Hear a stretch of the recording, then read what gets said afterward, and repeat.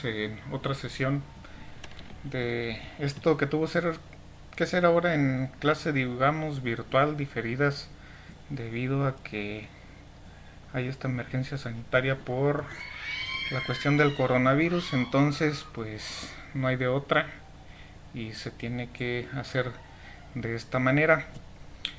Lo ideal pues sería hacerlo en una cuestión 50% teórico y 50% práctico, pero bueno, tenemos que cuidarnos todos y pues tenemos que observar las reglas de distanciamiento social.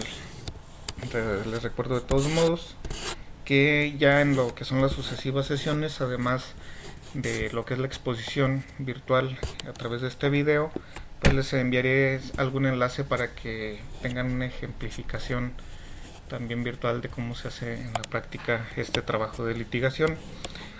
Y bien, el tema de hoy es el correspondiente a lo que es la audiencia inicial. Es cuando empezamos a realizar trabajo de litigación ya propiamente ante la autoridad judicial.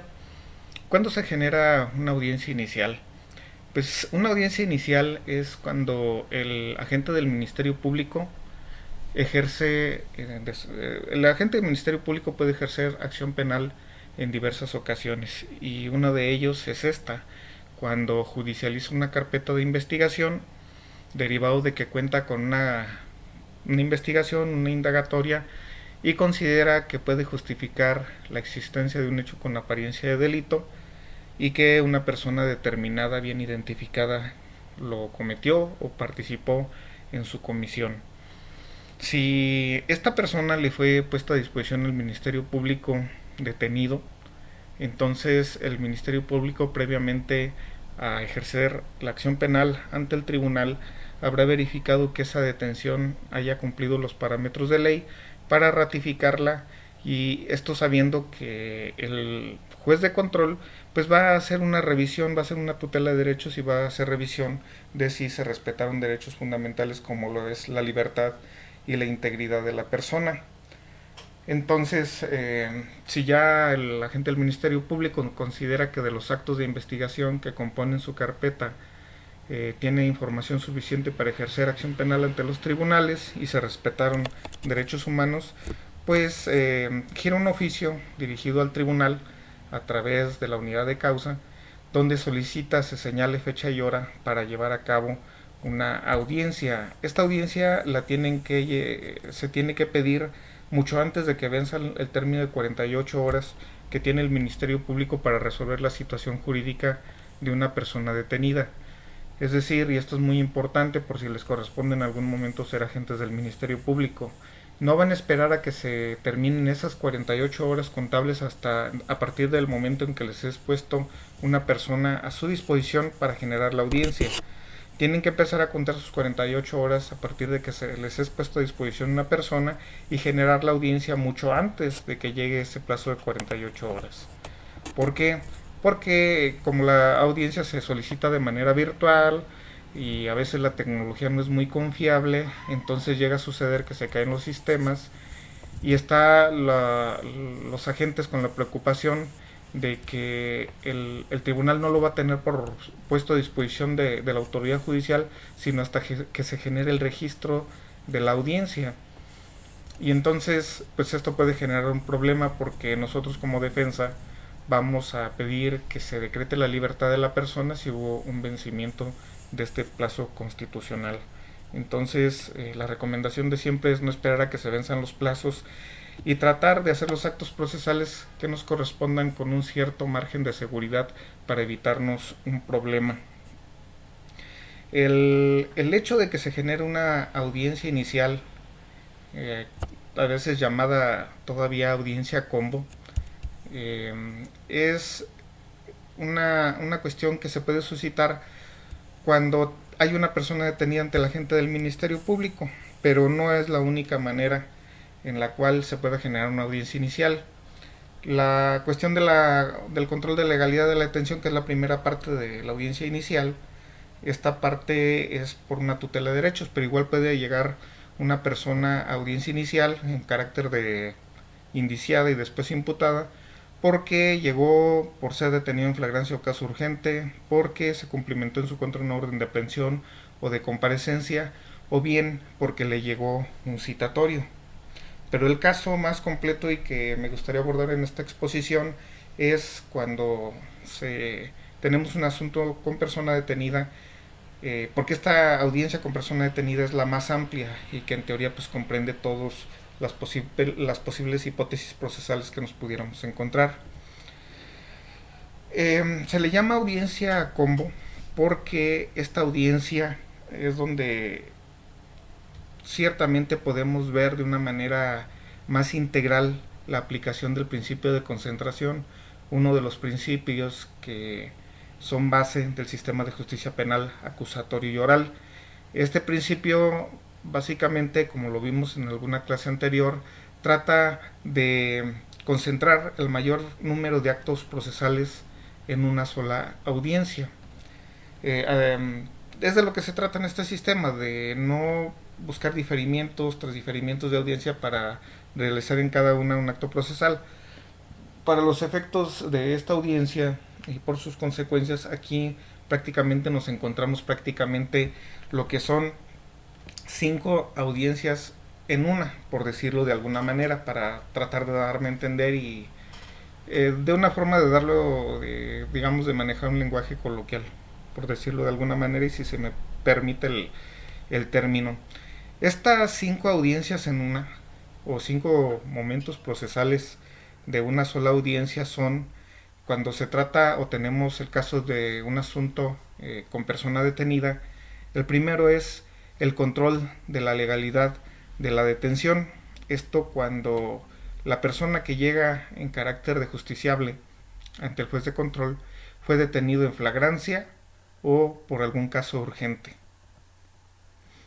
En las demás, que son por cumplimentación de una orden de aprehensión y comparecencia o por citación, esta parte no la vamos a ver, porque es una tutela de derechos o una garantía de derechos humanos, donde el juez hace un control constitucional y legal para verificar si se han respetado los derechos humanos de una persona procesada. Concretamente, los derechos que se tutelan son la vida y la libertad. La segunda parte de esta audiencia, a veces llamada combo, o el segundo momento procesal, es la formulación de la imputación. El tercero es la argumentación que se hace sobre la vinculación a proceso de una persona. El cuarto es sobre el debate que se genera de la imposición de medidas cautelares en el caso de que sí se haya dictado un auto de vinculación a proceso. Cuando se dicta un auto de no vinculación a proceso, pues se genera la libertad de la persona y entonces ya no se pasa a solicitud de medidas cautelares porque ya el asunto no pasa. Para que se genere una solicitud de medidas cautelares se entiende que la persona va a quedar vinculada a proceso, se va a generar un plazo de cierre de investigación complementaria, que es la quinta parte, donde según la naturaleza del asunto, el agente del Ministerio Público tendrá bases para pedir un tiempo más o menos corto, ya según lo iremos exponiendo a lo largo de esta clase virtual. Y bueno, ya les comentaba cómo se llega a esta audiencia. Bueno, se entiende que para generar esta audiencia es porque el agente del Ministerio Público ya tuvo la oportunidad de generar una indagatoria, que ahora ya no se llama averiguación previa, sino carpeta de investigación, y derivado de los actos de investigación generados en esta carpeta y ya glosados, el agente del Ministerio Público, de varias formas que tiene de resolver, pues decide ejercitar acción penal ante el tribunal. ¿Y qué hace? Bueno, lo judicializa y solicita esta audiencia. Si no tuviera información suficiente para considerar como justificado un delito, un hecho con apariencia de delito, y que una persona plenamente identificada lo cometió o participa en su comisión, hay otras maneras de ir resolviendo la indagatoria. Una de ellas, ya lo vimos, fue la aplicación de un criterio de oportunidad. También pudo el haber favorecido, privilegiado alguna salida alterna al proceso, concretamente lo que es el acuerdo reparatorio que puede llegar en sede ministerial. También puede decretar un acuerdo de incompetencia por razón de la materia, incluso por el territorio. Otra forma de determinarlo es archivarlo temporalmente si tiene información sobre que el hecho con apariencia de delito sí se cometió, pero no tiene o la identidad de la persona responsable de ese hecho, o bien no tiene los elementos suficientes para ejercitar acción ante los tribunales. Otra forma de resolver una indagatoria pues es la abstención del ejercicio de la acción penal cuando se da alguna causal de sobreseimiento, o lo más común es que derivado de una denuncia o noticia criminal se desprenda de la investigación preliminar que el hecho pues no constituye una acción delictuosa y por lo tanto el Ministerio Público tiene facultad para no ejercer la acción penal ante el tribunal. Y no olvidemos también la aplicación del criterio de oportunidad derivado de aquellas situaciones o hechos de bagatela que no tienen pues alguna importancia criminal. Nos acordamos también de aquellos hechos donde la persona posiblemente responsable del delito pues sufre un perjuicio de tal manera grave que haga innecesario la aplicación de una pena, etcétera. Temas que ya habíamos repasado en una clase anterior. Y bien, pongamos en un supuesto de que ya se solicitó a través de oficio la audiencia inicial.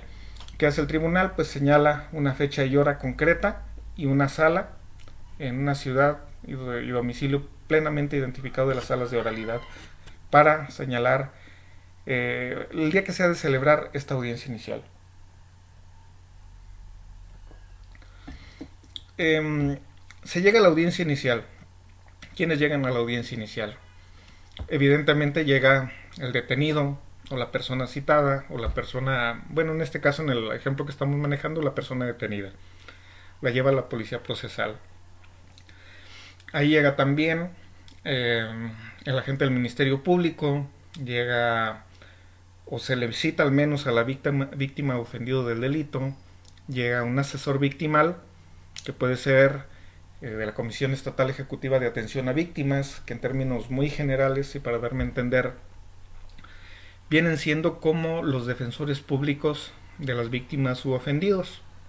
También llegamos nosotros como defensores públicos para el caso de que llegado el momento, si no llega un defensor particular, pues seremos nosotros los defensores públicos a quien en turno corresponda para hacernos cargo de la defensa.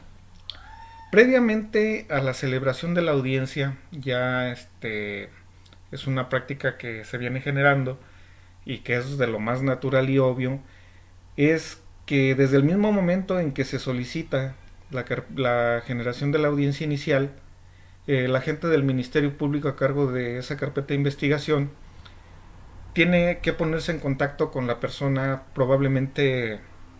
que probablemente vaya a llevar la defensa de la persona indiciada.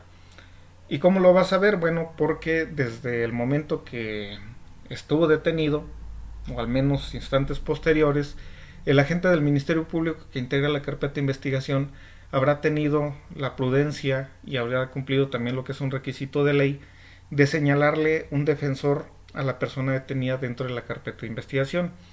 Y si durante esas 48 horas, o la mayor parte al menos, ya hubo un defensor, que puede ser público o privado, pues es lo más congruente que sea ese mismo defensor quien vaya a llevar a cabo el desahogo de la audiencia inicial y le entregará con la debida anticipación en tiempo las copias de la carpeta de investigación para que haga el estudio correspondiente y pueda definir su estrategia de defensa y desempeñar leal y técnicamente su encargo de defensor de la persona que llega a esta audiencia inicial.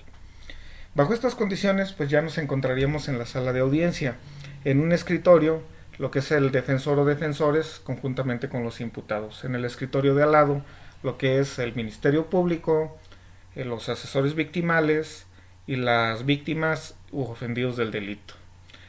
Por ahí cerca estará una persona en otro escritorio enfrente de una computadora, que es el auxiliar de sala, que auxilia al juez en la buena marcha técnica y de desarrollo de la audiencia, y desde luego el tribunal. Del otro lado del barandal, atrás de los escritorios, si ustedes han ido a alguna audiencia, verán que hay bancas en las cuales puede haber público o no, según el interés que tengan las personas. Por lo regular, prácticamente nada más están asistiendo familiares de las víctimas ofendidos o del procesado o procesados. A veces cuando, por ejemplo, alumnos de las universidades que cursan esta materia, o derecho procesal o derecho penal, este, quieren irse adentrando en este tema de la litigación, pues también van. En mi caso yo los invito y por lo regular de una de cada 3 audiencias van alumnos de la universidad a estas audiencias para ver cómo se aplica en forma práctica estos conocimientos que tratamos de transmitir. ¿Y por qué se genera esta audiencia? Bueno, porque todo tiene que hacerse de manera inmediata en respeto y observancia del derecho humano de la libertad de las personas. Recordemos que mientras a un detenido no se le dicte sentencia condenatoria ejecutoriada por atención al principio de presunción de inocencia, se le considera inocente mientras no haya esa sentencia. Entonces, por respeto a esa libertad de un inocente o considerado inocente, pues todo tiene que generarse con la debida premura, de acuerdo a la tutela judicial efectiva establecida en el artículo 17 constitucional. Y una vez que ya estamos en audiencia, que el auxiliar de sala anuncia de qué trata la audiencia y a través de un malletazo, que es ese marrito de madera, un golpecito que da el juez, declara apertura a la audiencia y concede el uso de la voz a las personas que nos encontramos presentes en la sala de audiencia, empezando por el Ministerio Público, el asesor victimal, la víctima, a quien le va a preguntar en ese momento si conoce sus derechos, y entre ellos le va a explicar que uno de los más relevantes en ese momento es la designación de un abogado que le represente en sus derechos, que si no tiene uno particular, se encuentra el abogado de la Comisión Estatal Ejecutiva de Atención a Víctimas para que lo represente hasta en tanto no haga una designación diferente de otro abogado. Enseguida nos pasan el uso de la voz a la defensa para presentarnos, damos nuestro nombre y cédula. Enseguida le dan el uso de la voz a la persona indiciada, que se encuentra ahí en calidad todavía de detenido, y le explican sus derechos o cuando menos le preguntan si los conocen. Les recuerdan que uno de los más importantes es el contar con un abogado defensor de su elección y que si no cuenta con un abogado o no tiene recursos o no quiere hacer designación de abogado que lo represente, el Estado tiene la obligación de proporcionarle el servicio técnico de defensa, el cual será gratuito y debe ser profesional y comprometido con la defensa de su causa. Si señala que no tiene un defensor particular, entonces le preguntan si está de acuerdo con que nosotros como defensores públicos, a quienes en turno nos haya correspondido ir a esa audiencia, si está de acuerdo en que nosotros lo representemos. Si es en sentido positivo su respuesta, entonces nos va a preguntar el juez si en virtud de esa designación aceptamos y protestamos el cargo, lo cual así hacemos. Recordemos que previamente ya habremos dado nuestro nombre y el número de cédula. ¿Por qué damos el número de cédula? Porque para litigar en este sistema de justicia penal, previamente a meternos en una audiencia debemos de tener la prudencia de acudir a la administración del tribunal para señalarles que estamos interesados en litigar en el sistema de justicia penal acusatorio oral. Nos van a pedir ciertos requisitos que son copia de la cédula y el original, nos van a pedir una identificación oficial hasta donde recuerdo, y el señalamiento de correo electrónico, teléfono celular para notificaciones y un domicilio. Esto porque para no estar presentando constantemente la cédula. Ahí se genera un registro con fotografía y copia de nuestros documentos y de nuestros datos, los cuales si nosotros estamos dispuestos, pues ahí mismo autorizamos a que en lo sucesivo se nos hagan notificaciones a través de teléfono celular, por ejemplo la aplicación WhatsApp o alguna similar, y también a través de enviarnos las notificaciones que correspondan al correo electrónico que nosotros indiquemos, con la recomendación desde luego de que ese correo electrónico pues prácticamente lo tenemos que estar revisando todos los días, porque en este sistema es muy ágil, entonces en cualquier momento nos puede estar llegando algún requerimiento o notificación de información por parte del juzgado. Ya establecido que las partes conocen sus derechos, entonces el juez hace una relatoría de por qué nos encontramos en esta parte de la audiencia. Y si es con detenido, bueno, nos explica que con el propósito de verificar si son legales las circunstancias de la detención del procesado y para verificar la trazabilidad de la persona detenida, se va a calificar la detención, cómo fue la detención de esta persona. Y esta puede suceder de dos maneras, al menos de lo establecido desde los preceptos constitucionales. La persona pudo haber sido detenida en flagrancia, esto es, cuando son sorprendidos en el momento de estar cometiendo el delito o instantes posteriores de haberlo cometido, ya sea por persecución o por señalamiento, y también está la hipótesis sobre detención por caso urgente. Aquí se va a generar un debate en el cual, de entrada, como el agente del Ministerio Público es la parte actora, quien solicitó el que se genere esa audiencia, tiene que justificar cómo cuando se detuvo a la persona que está siendo ahora procesada, se dio alguno de los supuestos de flagrancia. Estos supuestos de flagrancia están establecidos en el artículo 146 del Código Nacional de Procedimientos Penales.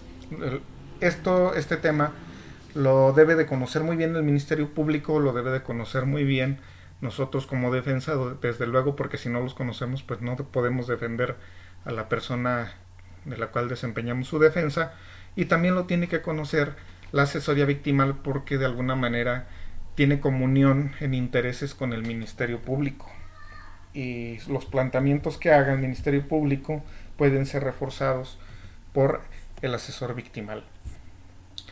Y entonces el juez va a verificar cómo es que fue detenido esta persona, cómo llegó a fin de cuentas a la audiencia inicial, después de qué procesamiento. Y bueno, no olvidando que hasta hace unos meses todavía lo que era el cumplimiento de las órdenes de aprehensión también se verificaba su legalidad. Sin embargo, esto ya no es así, sobre todo desde la emisión de un criterio judicial donde ya no posibilita, o es un criterio ya de la Suprema Corte, el no posibilitar la calificación de la legalidad del cumplimiento de una orden de aprehensión. Y bien, ¿cuáles son los temas que se van a discutir? ¿Dónde se va a generar ese debate? Recordemos que el debate es una de las formas de comunicación que vamos a tener dentro de la litigación, y en lo que es la audiencia inicial vamos a encontrar diversos momentos en los cuales vamos a tener posiciones encontradas y contradictorias de conflicto entre lo que es la defensa y el Ministerio Público y la asesoría victimal.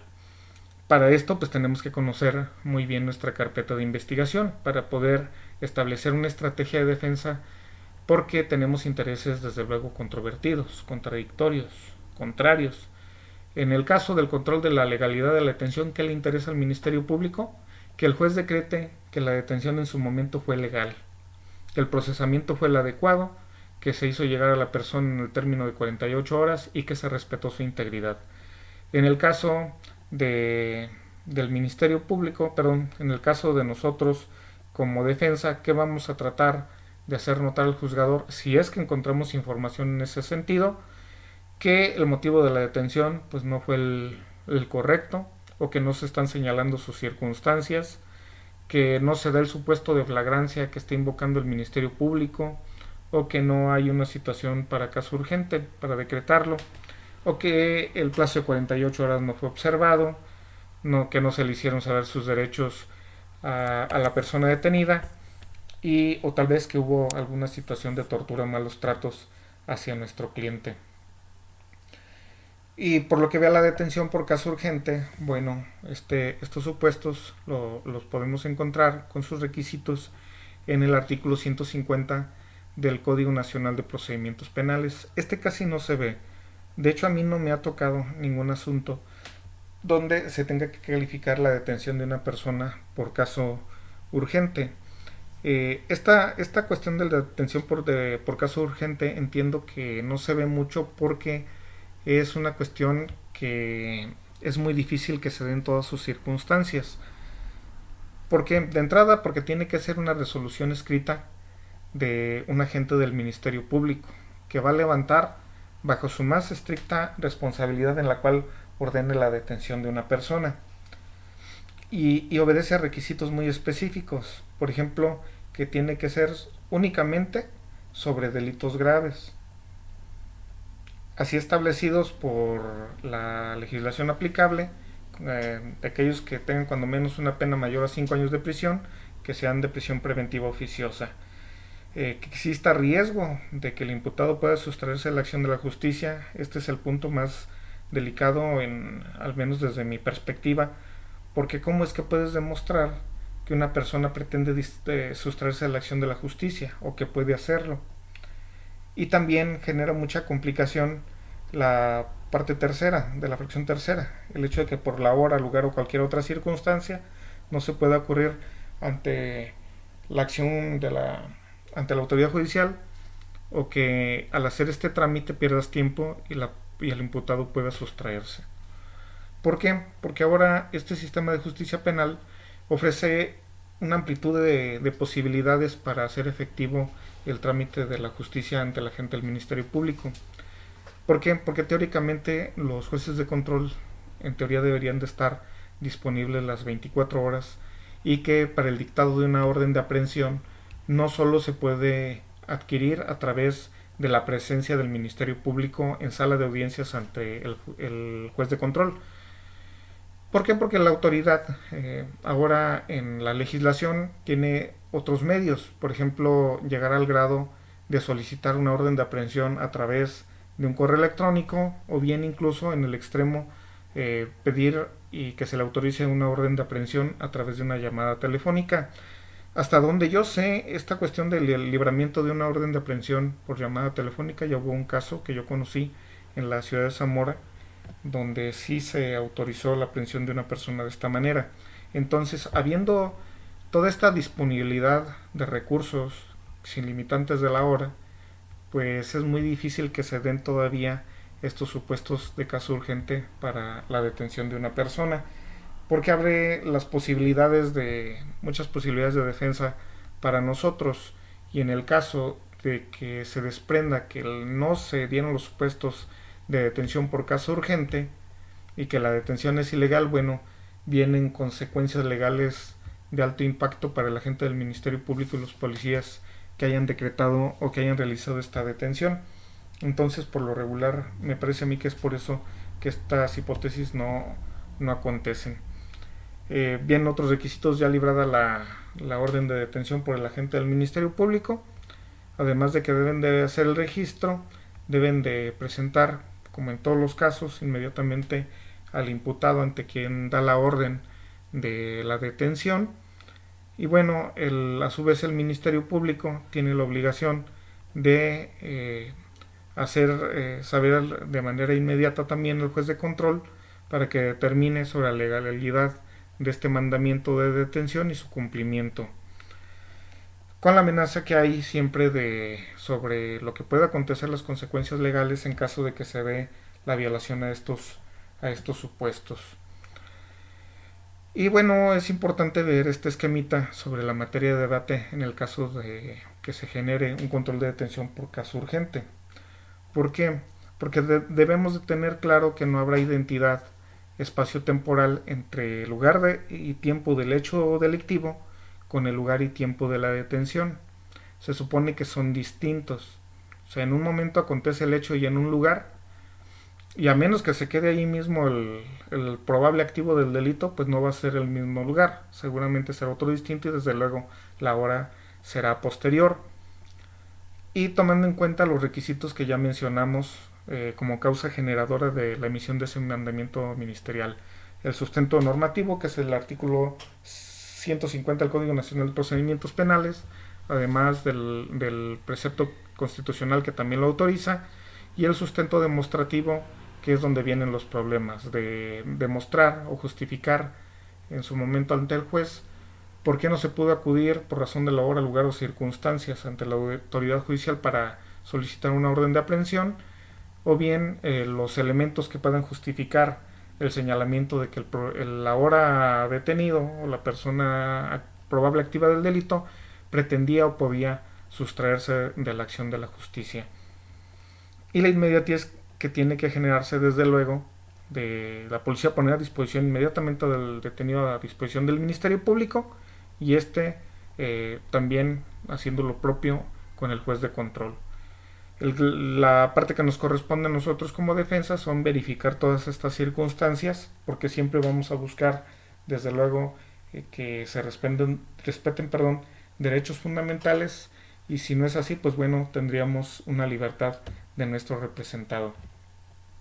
En el caso de la flagrancia, si es una flagrancia en estricto sentido, a diferencia del caso anterior, si es respecto de las primeras de las hipótesis, esto es, que a la persona se le sorprende en el momento mismo de la comisión del delito, pues va a haber una identidad espacio-temporal entre la comisión del delito y la detención, porque en el caso hipotético, bueno, se le va a sorprender en el momento mismo en que comete el delito, que sería el mismo momento, sería el mismo momento de la detención, al menos instantes muy cercanos, muy próximos. No se trata de decir que se le sorprende, como luego se dice, con las manos en la masa, es decir, en el pleno con la plena comisión del delito, pero sí va a ser el mismo lugar. Por eso se habla de una identidad espaciotemporal. Identidad de espacio, el mismo lugar donde comete el delito. Identidad temporal, instantes prácticamente de la misma comisión del delito. Y con respecto a la justificación de la causa generadora, bueno, tenemos el sustento normativo, que es el artículo 146 del Código Nacional de Procedimientos Penales, y el sustento demostrativo, que en este caso pues seguramente va a ser, si fue detenido por un policía, va a ser el informe policial homologado, que es quien hace el informe de la detención, y si no, sería tanto la entrevista que se haga a la persona que hace la detención. Recordemos que en los casos de flagrancia se autoriza la detención por cualquier persona, por cualquier ciudadano, pero debe ponerlo a disposición de manera inmediata ante la autoridad más próxima, y esta a su vez al Ministerio Público. Pero no se trata nada más de ponerlo pronto y de manera inmediata, sino se trata también de entrevistar a la persona que detiene en su origen, porque es el sustento demostrativo con el cual el agente del Ministerio Público litigante en su momento hará notar al juez de control que cuenta con los datos de prueba en este caso, que justifican que la detención fue realizada conforme a derecho. Pero sí, siempre observando esa inmediatez de la puesta a disposición. Una vez que se pone a disposición el detenido ante el agente del Ministerio Público, recordemos que empieza a correr el reloj y el agente del Ministerio Público debe poner al procesado, al indiciado, a disposición del juez de control para que se le resuelva su situación jurídica. En ese plazo de 48 horas, que son 2 días, tiene que generar los mayores actos de investigación que le sean posibles para justificar no solo la detención, sino también para la audiencia inicial y sobre todo la etapa de vinculación a proceso, que existió un hecho con apariencia de delito y que la persona detenida fue la persona que probablemente cometió el delito o participó en su comisión. Nosotros como defensa debemos conocer esta información para en su momento plantear un debate consistente que nos ayude a defender a nuestro defendido y en su caso obtener una libertad. Desde luego el Ministerio Público hará lo contrario y buscará justificar todas las circunstancias que le permitan al juez decretar que la detención fue realizada conforme a derecho. Había hecho un poquito este comentario en relación a que no es correcto mencionar como flagrancia la cuestión de que se menciona luego que el detenido es detenido en el momento de estar cometiendo el delito, que puede ser, no sería descabellado, y de hecho ha pasado, o sea, no es una cuestión imposible, pero la mayoría de las veces es no es propiamente detenido la persona cometiendo el delito, porque se alcanza a percatar de que lo están viendo. Entonces cuando lo están viendo que comete el delito, pues prácticamente lo sorprendes ya habiendo cometido el delito, ya habiéndolo consumado, no en el proceso de cometerlo.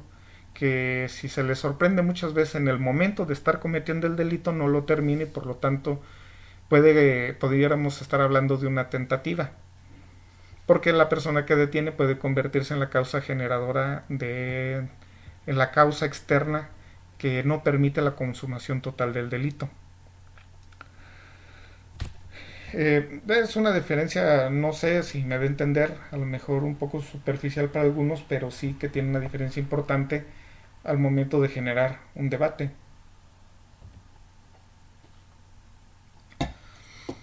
Esta parte ya la había comentado sobre la identidad espacio-temporal cuando estamos hablando de una detención en flagrancia, por la cuestión de que como se le sorprende en la comisión de un delito, pues prácticamente es detenido en el mismo sitio donde realiza la acción delictuosa y pues, en el mismo momento puesto que lo acaba de cometer. También esta parte me parece que ya la manejé, pero a pesar de que sea un poquito obvio, es muy importante reseñarlo en audiencia, porque si no le señalamos al juez esta inmediatez espacio-temporal y personal como aquí lo indica, le privamos al tribunal resolutor de información que es importante para que pueda resolver en favor de nosotros como ministerios públicos cuando nos toque realizar ese papel. ¿Y por qué se permite esta detención? Este tipo de detenciones. Bueno, cumple precisamente, como lo menciona esta imagen, una función cautelar. Es decir, en primera instancia, evita que en lo posible las consecuencias del delito puedan seguirse extendiendo. También tiene como propósito el evitar que el ejercicio de la Procuración de Justicia sea ilusorio, sino que sea efectivo. Y también cumple algunas otras finalidades del proceso, como es el evitar que se haga algún daño a víctimas o testigos, o que la persona indiciada afecte medios de prueba o los destruya. Si no se permitiera este tipo de detenciones, bueno, habría algunos problemas.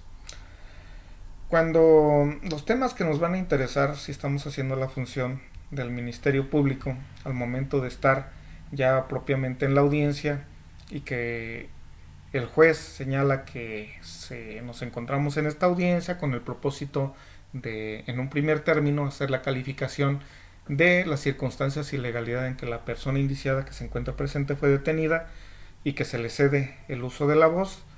El agente del Ministerio Público, lo primero que va a hacer, como en el primer argumentito que yo les había dado en la clase anterior, es señalar o solicitar que se decrete como legal la detención de la persona allí indiciada, señalando obviamente los fundamentos o invocando los fundamentos de ley en que basemos o en el cual nosotros encontremos la situación legal por la cual fue detenida, es decir, en cuál de los tres supuestos que se encuentran en el artículo 146 del Código Adjetivo Nacional se ajusta esa detención, o bien si fue de acuerdo al supuesto de detención por caso urgente del artículo 150. Después tenemos que señalar además de cómo fue la detención, si tenemos que exponerle un cuadro fáctico de la detención, cómo esta ocurrió, pero sobre todo desde el punto de vista del aprensor. ¿Sí? ¿Cómo lo vio el aprensor esa situación que lo llevó a hacer la detención de una persona? Pero circunstanciándolo bien, tiempo, modo y lugar derecho. ¿Cuál fue el motivo que lo llevó a considerar que estaba observando una conducta con apariencia de delito? También cómo fue, y esto lo debe circunstanciar, las circunstancias de modo, tiempo y lugar de la detención. Una que es el hecho, la otra es la detención. ¿Cómo ocurre? Después el otro requisito, la inmediatez, la hora y circunstancias y demás por las cuales pudo poner a disposición a esta persona ante la agente del Ministerio Público. Recordemos que no es nada más subirlo al vehículo oficial y llevarlo a la agencia. Tiene que haber un proceso de identificación criminal o criminalística. Esto ya no sé si ustedes lo sepan, pero es llevarlo a que el médico forense, o si estamos hablando de policía municipal, a que su médico de Secretaría de Seguridad Pública lo certifique para demostrar que no recibió malos tratos, o en su caso llenar el formato de protocolo de uso de la fuerza para justificar las lesiones que puede llevar un detenido porque se resiste a la acción de la autoridad preventiva. No solo es de que lo tienen que certificar, también pues tienen que llevarlo a la identificación criminalística. Esto es tomarles fotografías, hacer una ficha de identidad, tomarle la ficha de cadactilar y cualquier otra situación porque por ahí sea necesario, de acuerdo a los lineamientos que establece la Ley Nacional de Seguridad Pública.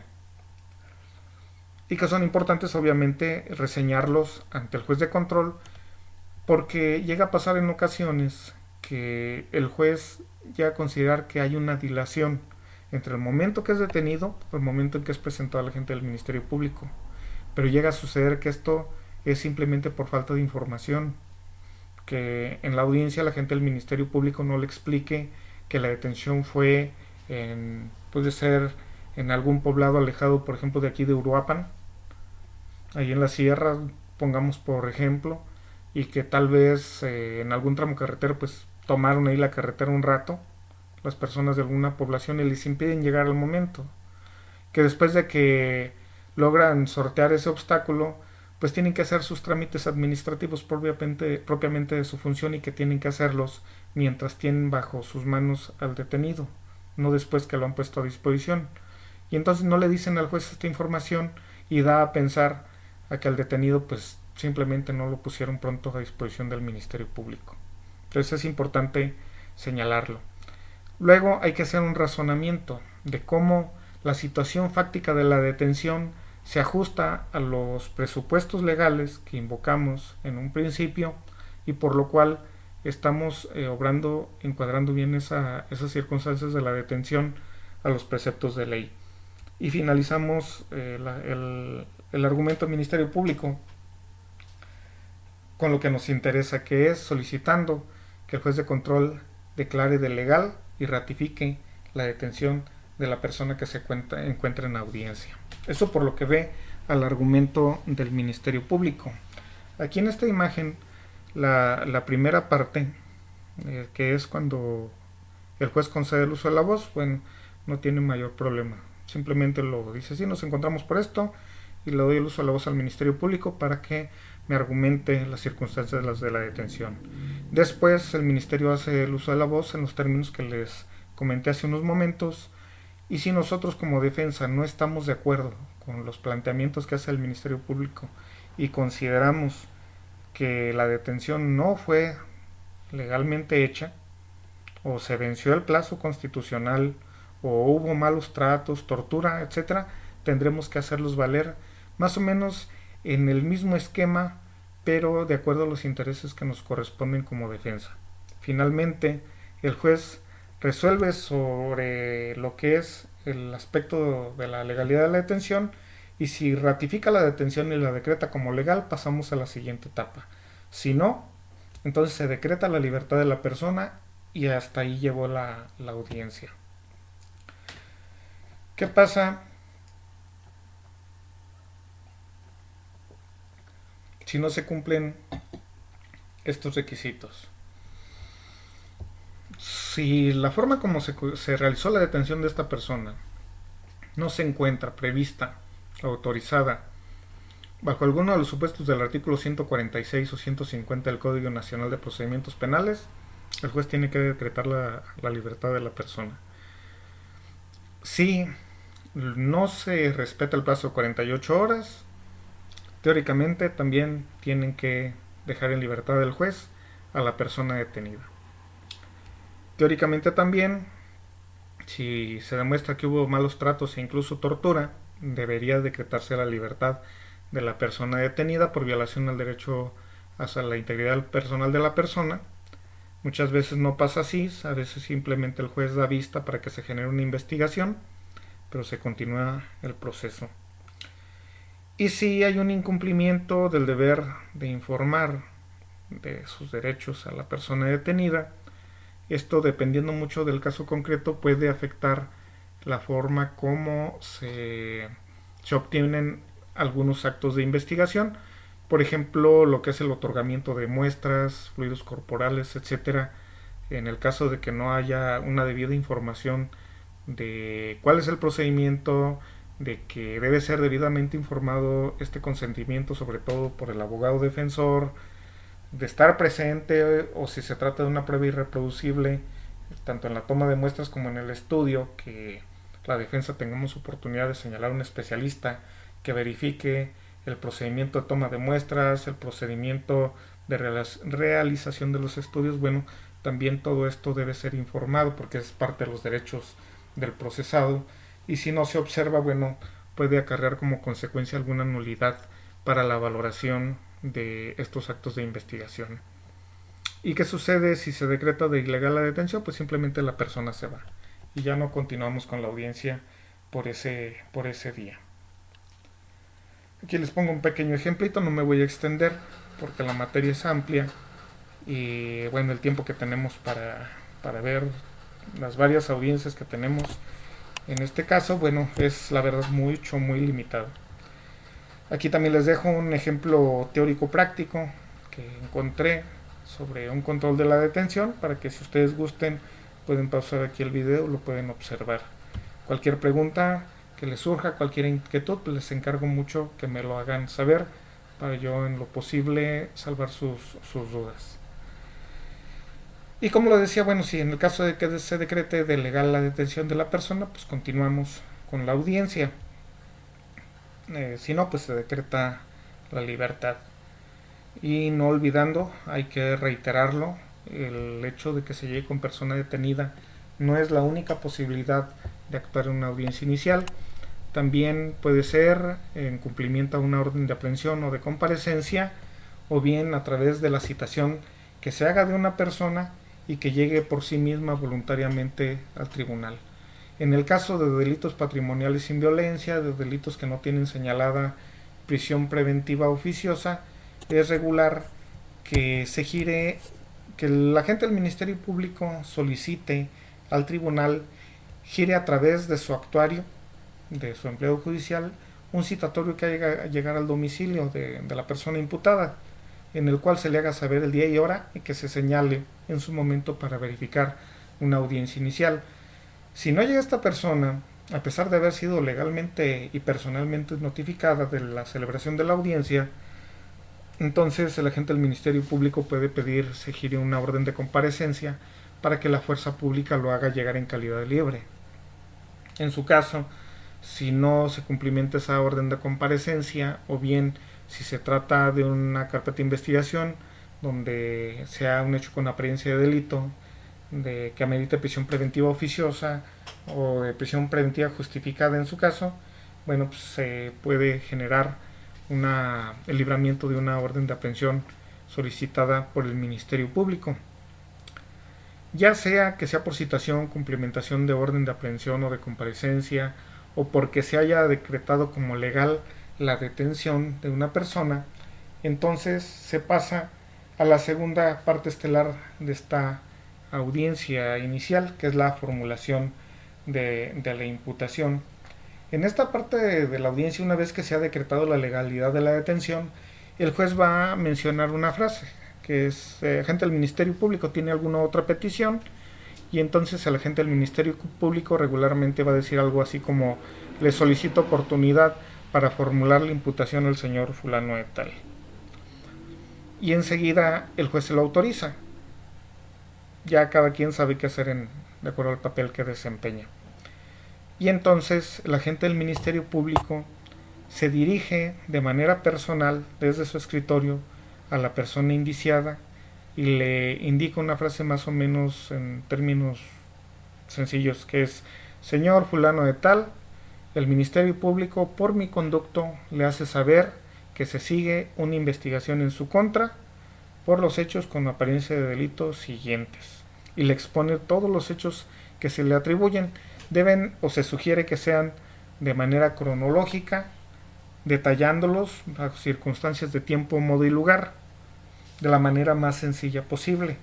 También le tiene que hacer saber la clasificación jurídica preliminar que en ese momento el Ministerio Público está encuadrando, determinando la forma de comisión del delito, el grado de intervención, el grado de consumación y las personas que deponen en su contra, porque es un derecho constitucional que el imputado sepa quiénes lo están acusando, por decirlo coloquialmente, o más técnicamente, quiénes son las personas que le atribuyen los hechos. Es un acto, esto de la formulación de la imputación es un acto simplemente informativo. En esta parte no se genera debate, ni tampoco en la generalidad.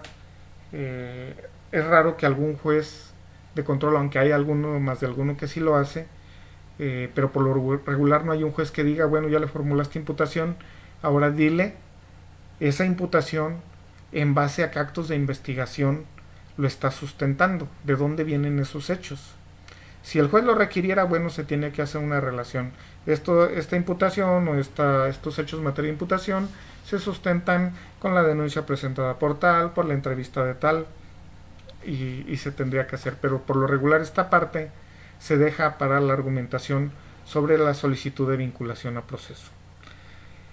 En esta parte, dado que no se genera propiamente debate, la actuación de la defensa es únicamente tendiente a ¿qué? A pedir aclaraciones o precisiones. ¿Por qué? Porque esta imputación tiene que ser muy sencilla, tiene que ser casi de manera coloquial. O sea, no sería adecuado decir, usted sustrajo el objeto mueble consistente en de la persona que legítimamente estaba autorizada para darlo, porque es un lenguaje un tanto técnico. Lo ideal es decírselo de la forma más accesible posible. O sea, por ejemplo, usted día tal a tales horas se metió a la casa de Juan, se abrió la puerta, sacó su televisión y se fue, la vendió y se quedó con el dinero. Una forma que podemos entender todos, hayamos estudiado derecho o no. No se plantea oposición, no se plantea controversia. Si ustedes en una formulación de imputación se ponen a debatirla, lo más seguro es que el juez los remueva de la defensa. Es decir, usted no conoce el sistema, está debatiendo la imputación, lo estoy removiendo, salga de la audiencia y llamen al defensor público. Esta parte no se debate. Por estrategia de defensa, ahí más bien hay que determinar si la formulación de la imputación es deficiente. En muchas ocasiones nos conviene como defensores dejarla así, no pedir aclaraciones. ¿Por qué? Porque en la formulación de la imputación, a pesar de que no se debate, es una parte muy importante en el proceso penal porque es la que fija la litis.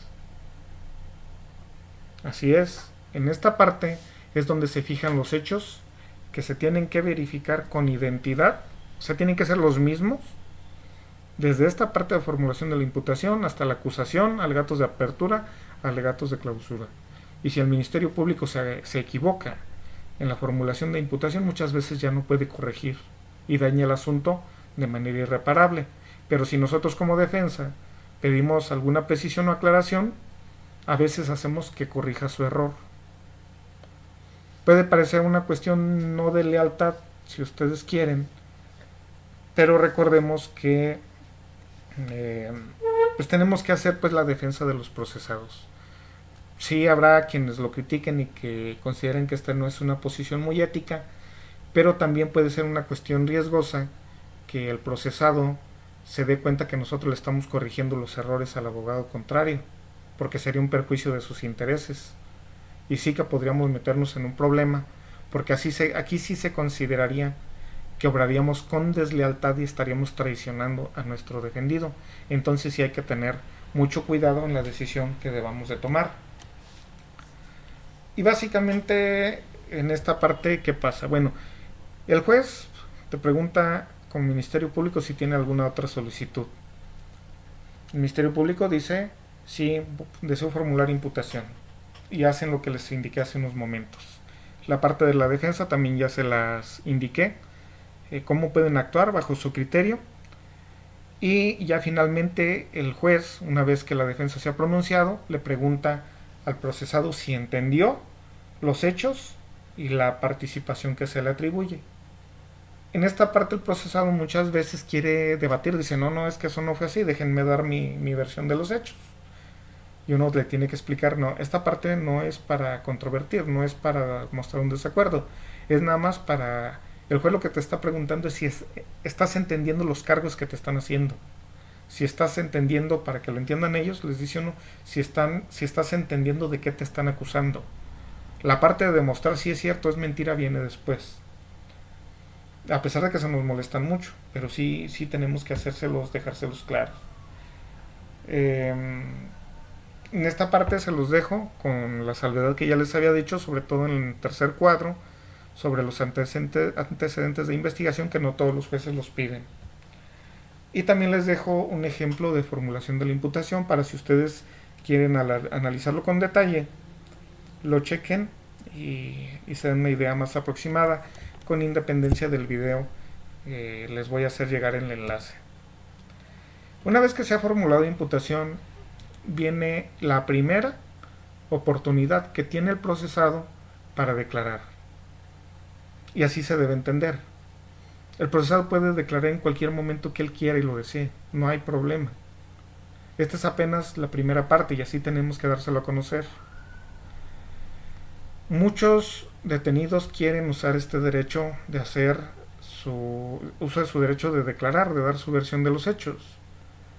Yo lo veo muy raro, es muy raro el caso en el que sí sea necesario que la persona declare, porque puede hacerlo después. Yo generalmente en mi práctica profesional lo que les indico es que en ese momento le indiquen al juez que no desean hacer su derecho, que desean ejercer su derecho a guardar silencio. Y si desea declarar, lo hará en una etapa posterior. ¿Por qué?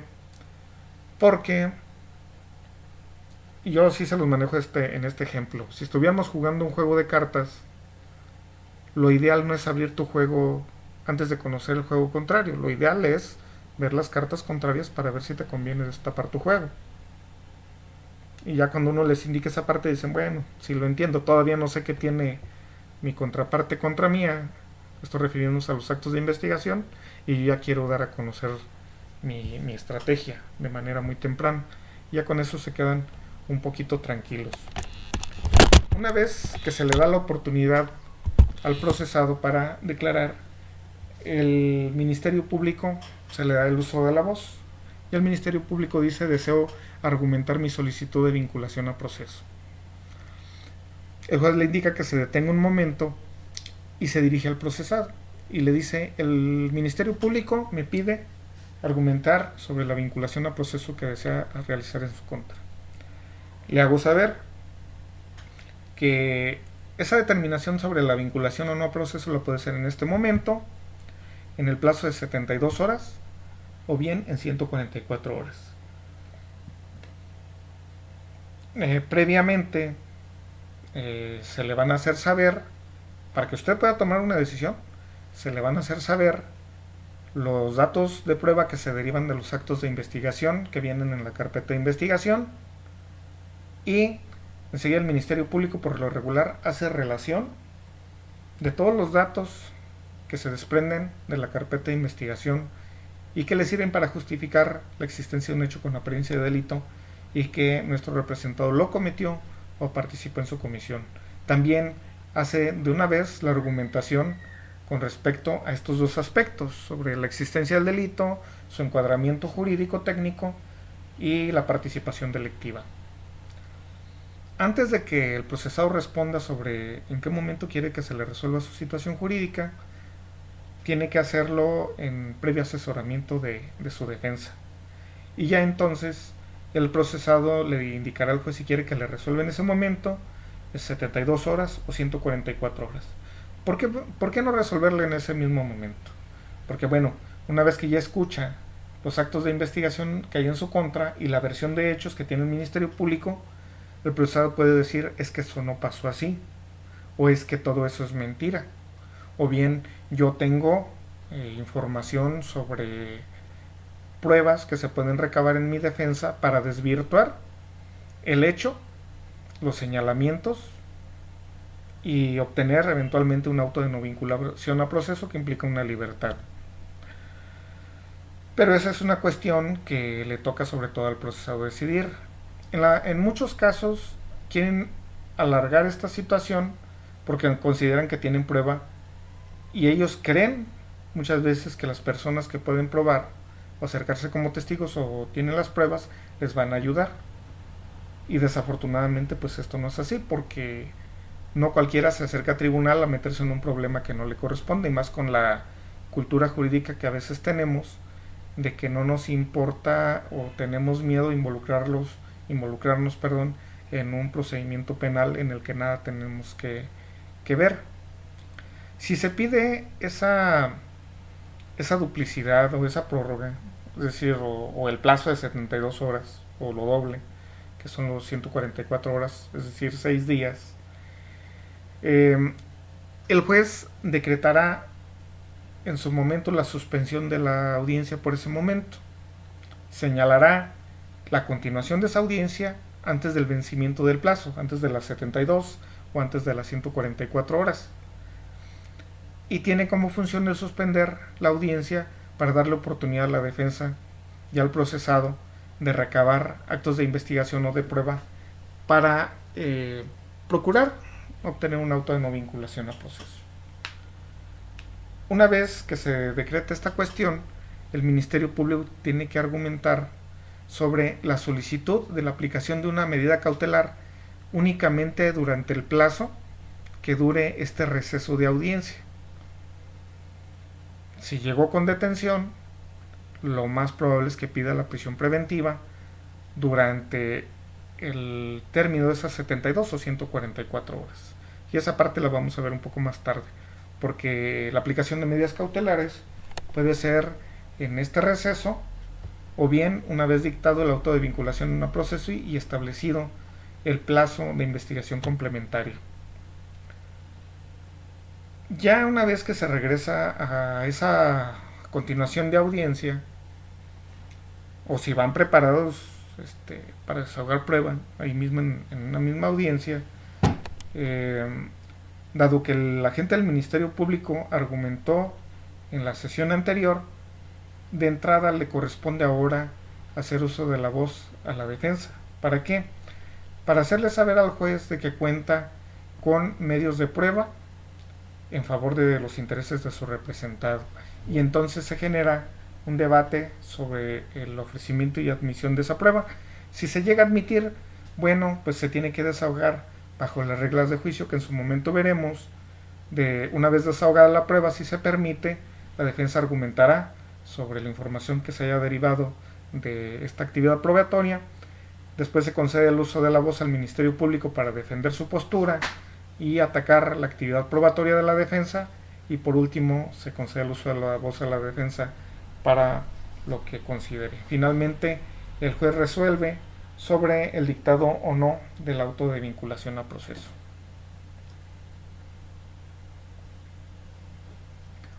¿Qué requiere el juez para dictar un auto de vinculación a proceso?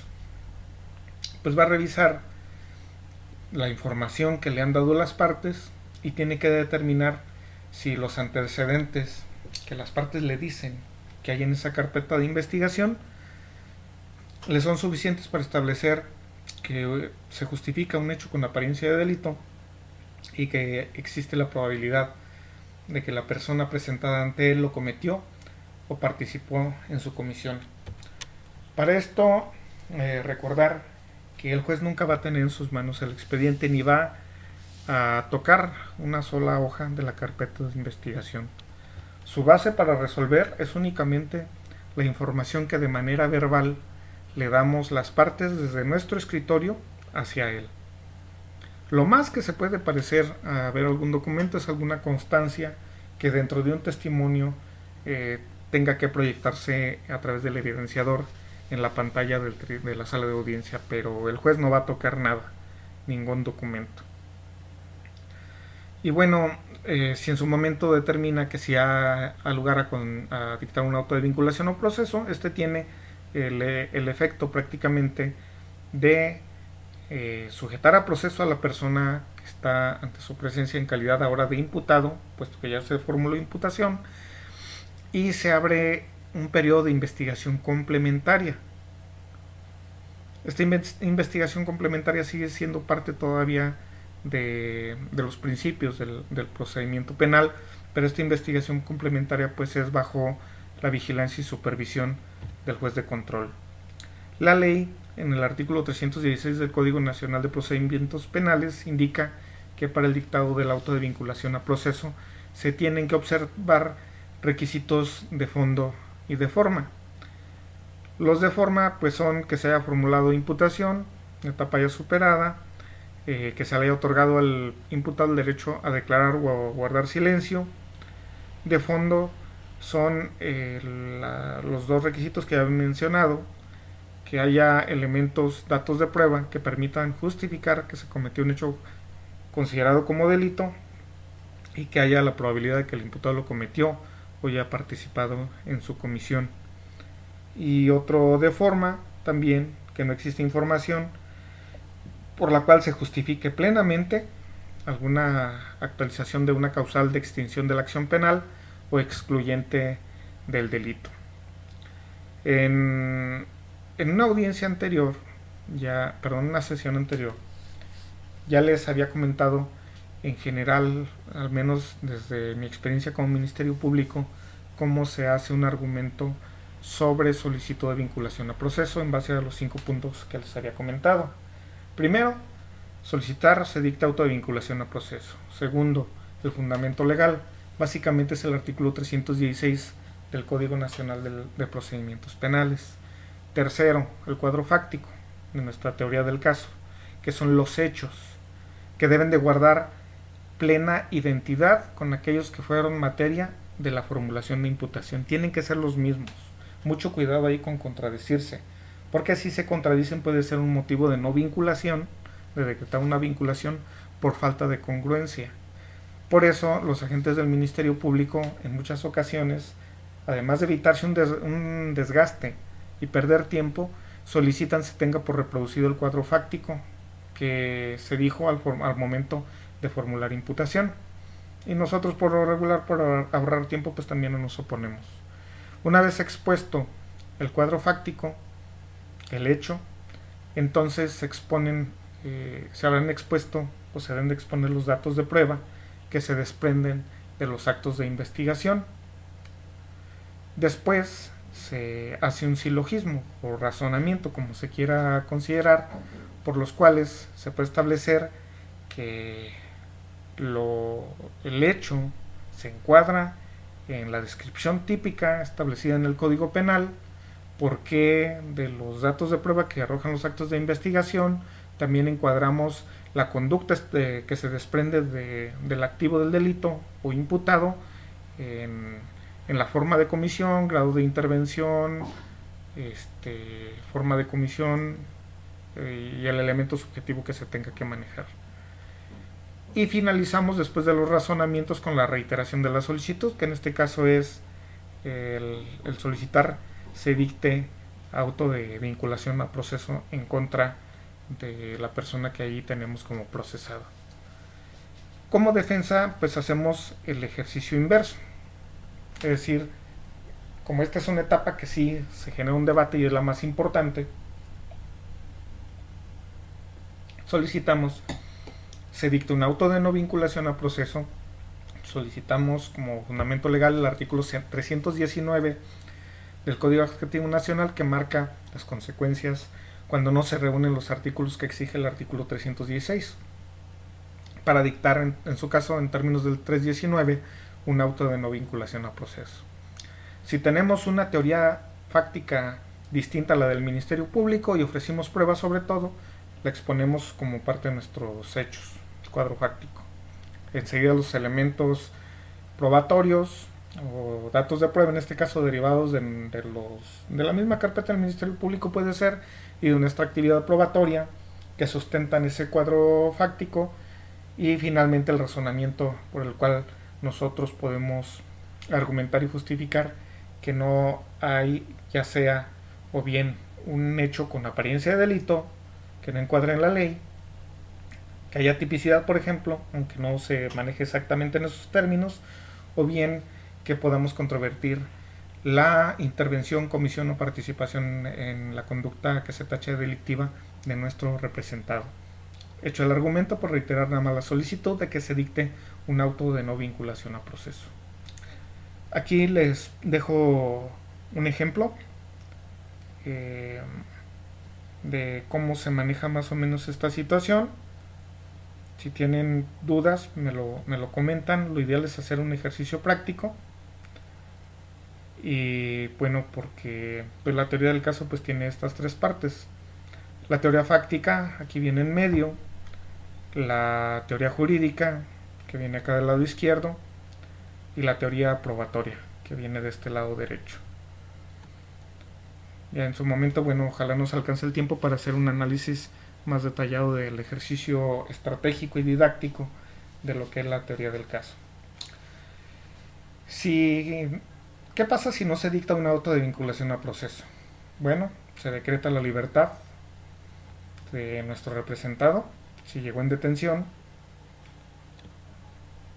y se va de la sala de audiencias, no necesita regresar a hacer eso, ahí se sale caminando por donde nosotros llegamos. Si era citado, bueno, se le hace saber que el asunto no prosigue, no se dicta plazo de investigación complementaria, el asunto no avanza, ahí se queda. Es importante hacerle saber a nuestros representados que el hecho de que se dicte un auto de vinculación a proceso no termina con el asunto. Diciéndolo coloquialmente, le podemos decir que por el momento la libraron, pero que el Ministerio Público puede ejercer nuevamente acción penal en su contra si obtiene más información, más actos de investigación, más datos de prueba que puedan sustentar un nuevo ejercicio de la acción penal.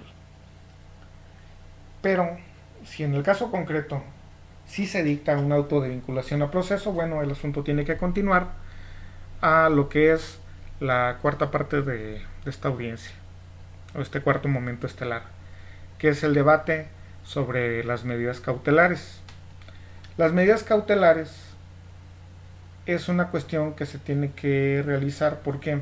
Porque tienen que atender a los fines del proceso. Es decir, tienen que cumplir ciertos fines, que son garantizar la presentación del procesado en el desarrollo del procedimiento penal. Tienen que garantizar la integridad de la víctima ofendido o de los testigos y la integridad del proceso penal, protegiendo que no se alteren pruebas o se destruyan también elementos de pruebas y el normal desarrollo del procedimiento. Por eso es importante que se dicten medidas cautelares. Estas medidas cautelares son diversas. La prisión preventiva es la última opción. Hay otras medidas cautelares que se pueden establecer, pero a pesar de que se quiere todavía abusar mucho de la prisión preventiva, esta debe ser la última opción. De hecho, la ley así lo establece, que solo de manera excepcional se puede aplicar la prisión preventiva. Y en este caso, el artículo 19 constitucional marca los parámetros por los cuales, en caso de que se solicite y se autorice la prisión preventiva, debe de obedecer a ciertos requisitos. ¿Cómo se va a aplicar prisión preventiva? Que hay de dos tipos. Una es oficiosa, es decir, la va a aplicar el juez quiera o no. Y hay quien dice que la solicite o no el Ministerio Público, el juez la tiene que imponer, dada la determinación del auto de vinculación a proceso, el delito por el cual se haya vinculado a proceso. Pero la otra es la prisión preventiva justificada. Si el Ministerio Público solicita la aplicación de la medida cautelar de prisión preventiva justificada, tiene que hacerlo bajo ciertos requisitos, ciertos casos. El primero es que las otras medidas cautelares establecidas en el artículo 155 del Código Adjetivo Nacional no sean suficientes para garantizar la comparecencia del imputado en el procedimiento, para garantizar el desarrollo del juicio, la protección de la víctima o los testigos, de la comunidad. Y aquí hay otro caso. que también se tiene que considerar, que se aplicará prisión preventiva cuando el imputado esté siendo procesado o haya sido sentenciado previamente por la comisión de un delito, pero que sea doloso. Si el Ministerio Público tiene información que pueda justificar esto, entonces sí que puede argumentar la solicitud de una prisión preventiva justificada. Pero si no, teóricamente no deberían de aplicarle prisión preventiva a nuestro representado. Y hay en este párrafo segundo del artículo 19 constitucional el otro supuesto, que es el de la prisión preventiva oficiosa, que tiene la obligación el tribunal de aplicarla sí o sí para ciertos casos concretos.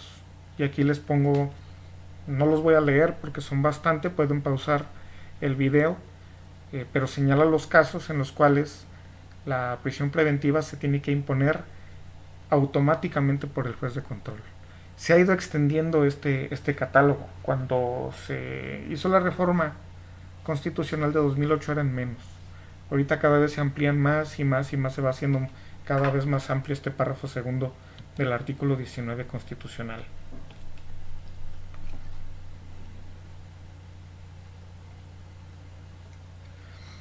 Desde luego, pues es habrá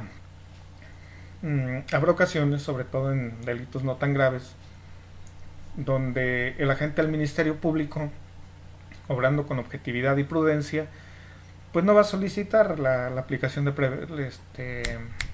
prisión preventiva y hará la solicitud de la aplicación de otras medidas cautelares. Estas ustedes, es un catálogo amplio, están establecidas en el artículo 155 del Código Nacional de Procedimientos Penales, de la cual se señalan prácticamente en orden progresivo. Y hasta el final viene la prisión preventiva. Dependiendo del caso concreto y de las circunstancias personales, el agente del Ministerio Público hará la solicitud de la aplicación de medidas cautelares atendiendo a garantizar los fines del proceso: innovación del procesado, integridad de víctima, ofendido, testigos, y la integridad de pruebas y el normal desarrollo del procedimiento. Y de acuerdo a las circunstancias particulares del procesado, pues solicitar la que considere más adecuada. Y no es únicamente a su criterio personal. Para esto, cuando se está desarrollando una carpeta de investigación, entre los actos de investigación que se generan es que se gira un oficio a la Dirección de Medidas Cautelares y de Suspensión Condicional del Proceso de la Secretaría de Seguridad Pública. Ellos hacen un estudio que después plasman en un escrito y le entregan al Ministerio Público, donde hacen una evaluación de riesgos procesales en base a las circunstancias particulares y personales de la persona indiciada, ahora imputada. Y en base a la información que puedan recabar e investigar esta Dirección de Medidas Cautelares, pueden argumentar de manera más objetiva por qué piden ya sea una medida cautelar real, es decir, que afecta únicamente los bienes del procesado, o bien algunas medidas cautelares de carácter personal, es decir, que van afectando o con carácter lesivo de alguna circunstancia particular personal del procesado. Dentro de las reales tenemos como ejemplo los embargos precautorios, el otorgamiento de una garantía económica, como meros ejemplos. Dentro de las personales, además de la prisión preventiva, pues tenemos el hecho de que una persona pues no pueda salir de la ciudad, es decir, aquellos que restringen algunas circunstancias personales de la persona. Y ya pues se genera debate, porque si no piden prisión preventiva oficiosa porque la vinculación a proceso no está contemplada dentro de los supuestos del artículo 19 constitucional, o bien dentro del artículo 167 del Código Nacional de Procedimientos Penales, que amplía este catálogo de delitos, bueno, pues ya se genera un debate, nosotros como defensa buscando que las medidas cautelares que se impongan durante el procedimiento pues sean lo menos lesivas posibles, que sean las menos que se puedan, y el Ministerio Público pues evidentemente pues va a tratar de que se impongan aquellas que le garanticen de una forma más estricta los fines del proceso. No me voy a extender, pero lo pueden ustedes buscar.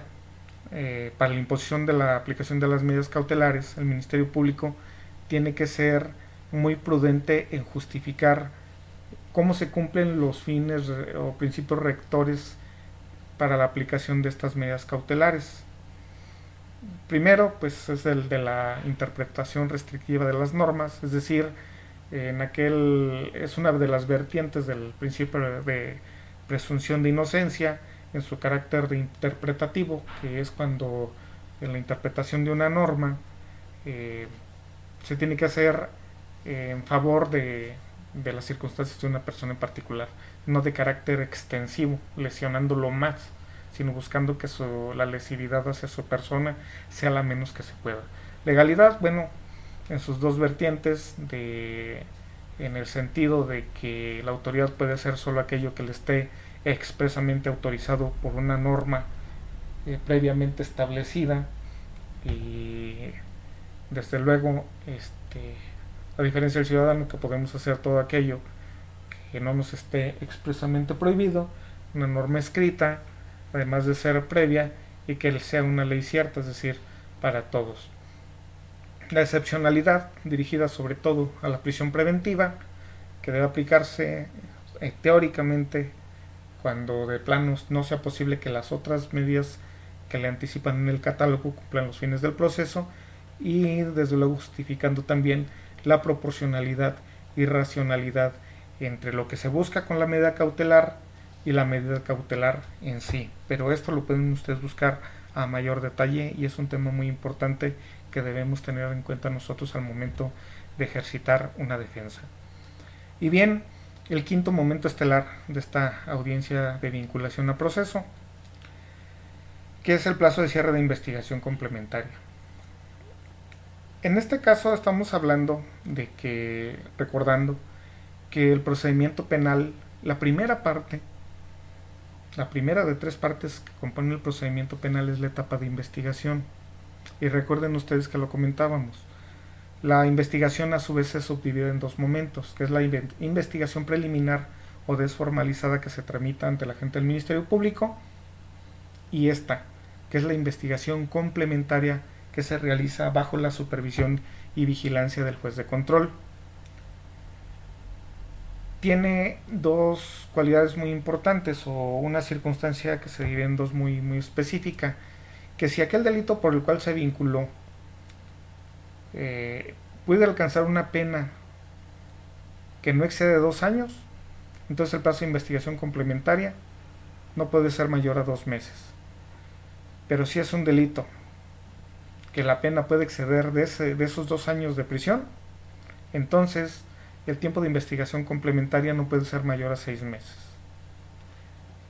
Esta parte la debemos de tomar muy en cuenta, ya sea que seamos agentes del Ministerio Público, para solicitar el plazo de investigación complementaria, porque no vamos a pedir un plazo de 4 meses, por ejemplo, para un delito cuya pena máxima no excede 2 años. Van a decir, sabes que la ley no te autoriza más de 2 meses. Y ese es un parámetro. Primero, la gravedad del delito. Si excede de una posible imposición de más de 2 años de prisión.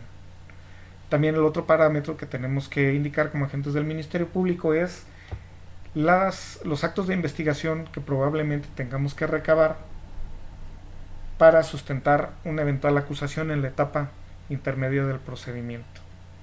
Si es un asunto en el cual se logró prácticamente obtener todos los actos de investigación en el plazo de 48 horas o hasta que se dicta la vinculación a proceso, incluso se puede renunciar al plazo de investigación, salvo que la defensa quiere ejecutar actos de investigación también, que no se le puede pues vulnerar ese derecho. Entonces depende mucho. Tengamos por ejemplo un caso digamos por decir de violación. Si se tiene que hacer un examen de genética, sabemos que este examen puede cuando menos requerir de 2 a 3 meses para obtener los resultados, y esto siempre y cuando la parte imputada pues ceda de manera voluntaria las muestras, porque si se opone pues tendrá que requerirse el trámite de autorización judicial del juez de control para la obtención de las muestras y después el examen respectivo.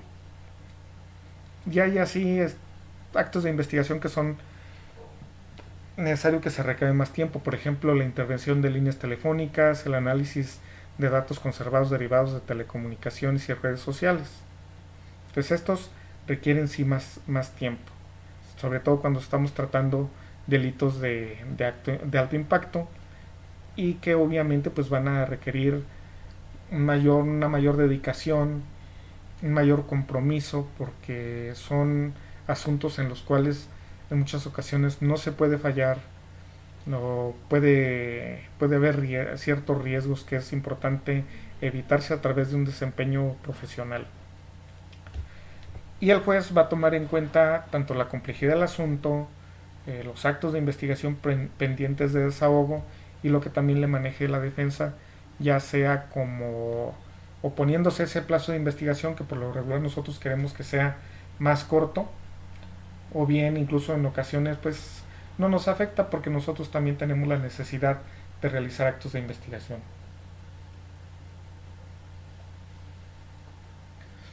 Ya de paso, para que no se nos olvide, bueno, recordar que una vez que se termina esta parte, bueno, habrá concluido la audiencia inicial, solo restará el pedir si acaso copia del audio y video de la audiencia y que el acta que se genere y el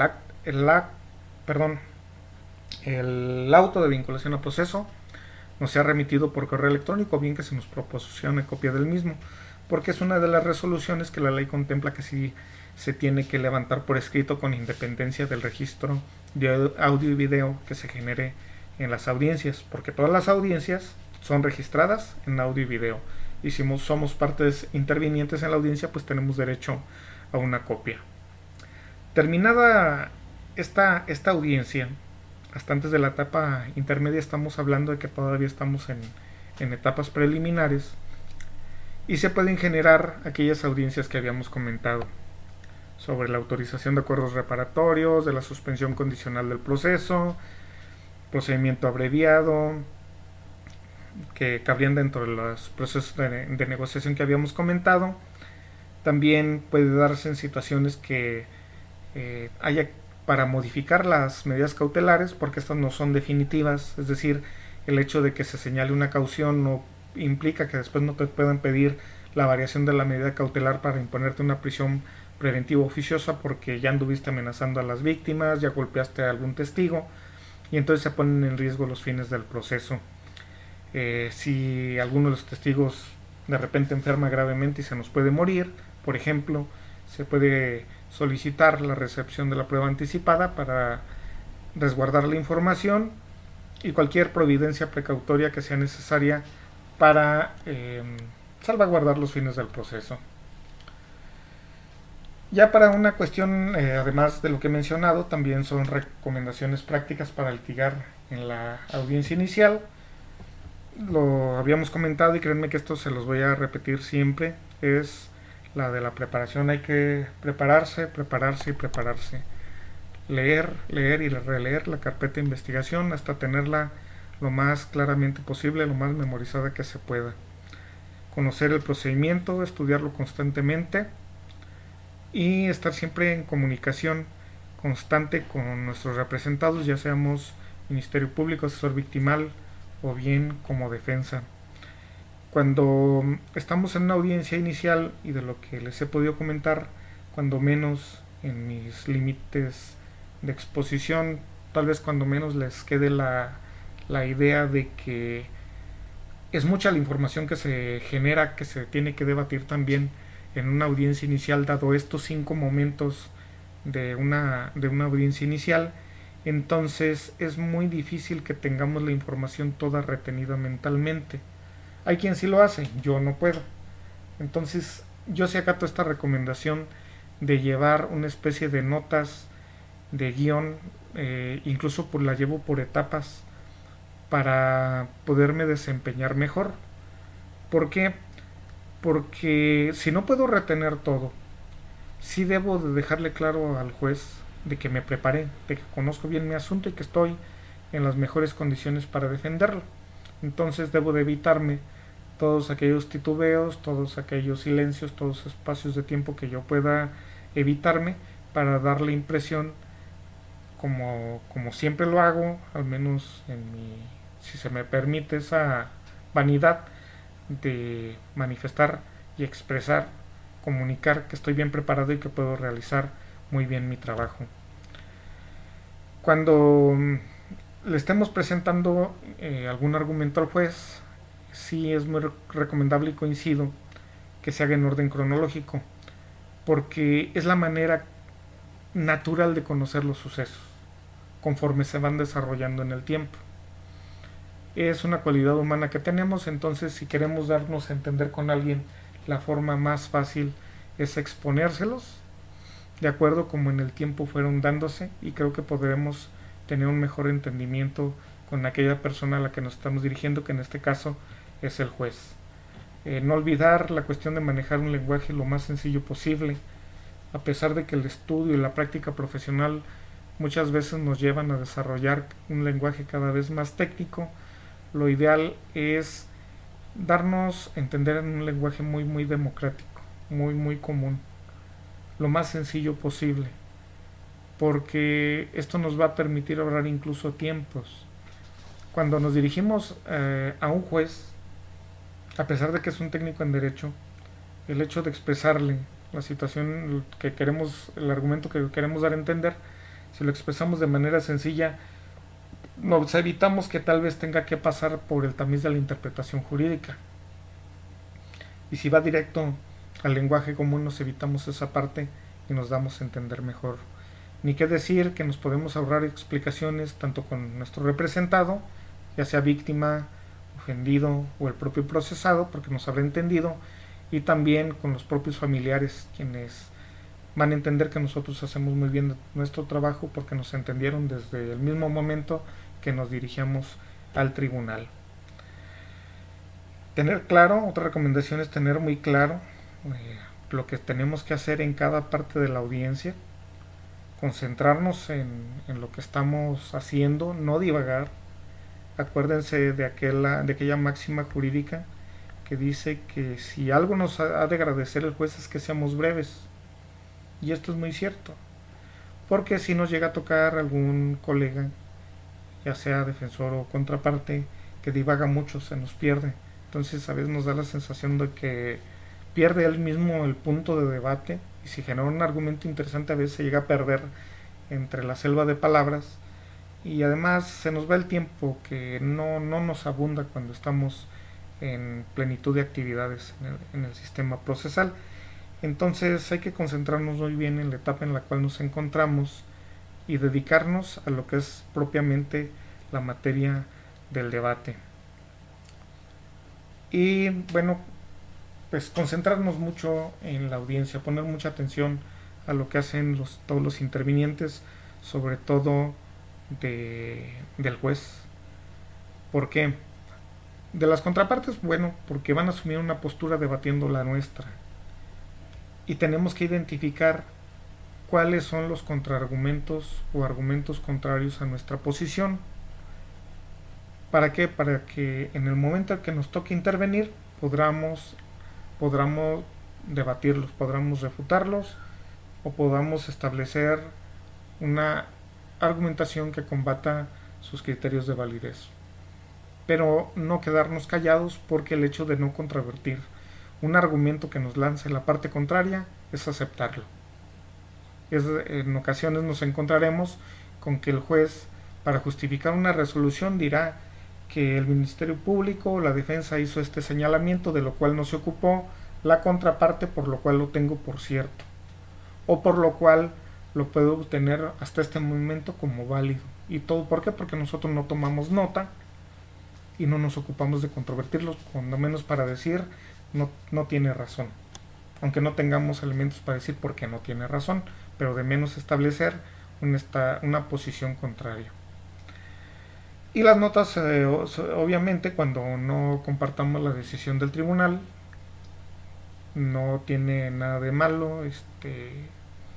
Si no estamos de acuerdo, bueno, para eso están los recursos de impugnación, Y pues el derecho es muy interpretativo, la naturaleza humana también lo es. Entonces no esperar que siempre el juez vaya a resolver en nuestro favor necesariamente. No tomárnoslo personal, pues es finalmente trabajo.